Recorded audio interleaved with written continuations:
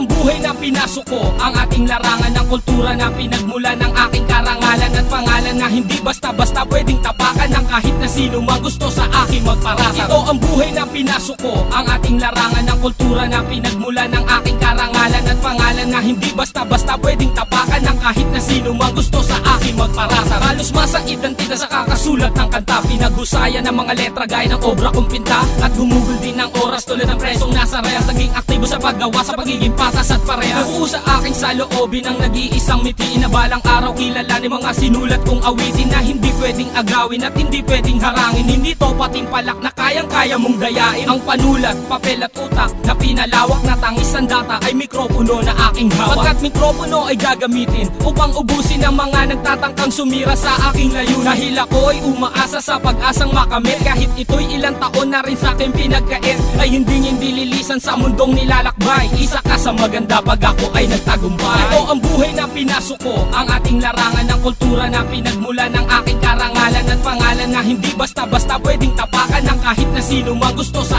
aking magparatang. Ito ang buhay na pinasok ko, ang ating larangan ng kultura na pinagmula ng aking karangalan at pangalan na hindi basta-basta pwedeng tapakan ng kahit na sino magusto sa aking magparatang. Hindi nagbago ng prinsipyo sa sariling kalidad, nagtiwala sa sarili mula sa mura kong edad, at dala ng pagkabata ang mga munting konsepto na hindi pinapanigan ng mga maling aspeto ng ating musika. Kahit nag-iiba ang klima, kung sinasandalan ay gumagawa rin ng sistema na mali.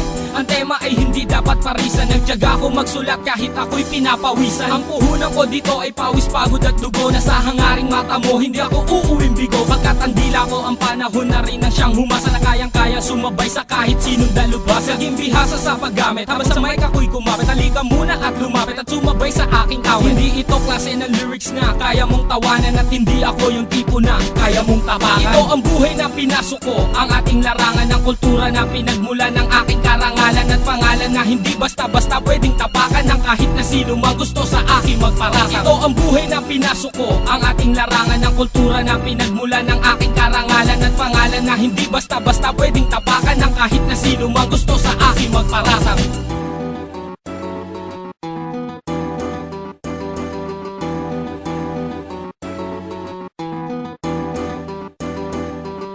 At dumating na ang aking pagkakataon, tinatamasa ko ngayon mga pangarap ko noon. Marami na ang bumabate kahit di ko kakilala, na kahit san mapunta ay kanilang naaalala. Ang rapper nakapreso, nakaposa sang kamay, ikay kumapit sa speaker at baka ka matangay. At wag mo kong yayabangan, narating mo ang lahat. Ang pagsikat ng isa ay pag-angat din ng pangkat, nagkalaman din ng pitaka at nagkaroon ng pera, pumipirma ng autograph at dumadami ang pamorma. Hindi ka bagay mag-artista para gumawa ng usap, pagkat ang aking pangungusap tadana ang siya sumulat at namulat sa industriya. At tulad kong apena, kung marami ang kalaban, mas maraming kakampi. Ito ang unang hakbang sa aking pakikipagtuos, mic ko sa real voice representing those talentos. Ito ang buhay na pinasok ko, ang ating larangan ng kultura na pinagmula ng aking karangalan at pangalan na hindi basta-basta pwedeng tapakan ng kahit na sino magusto sa aking magparatang. Ito ang buhay na pinasok ko, ang ating larangan ng kultura na pinagmula ng aking karangalan at pangalan na hindi basta-basta pwedeng tapakan ng kahit na sino magusto sa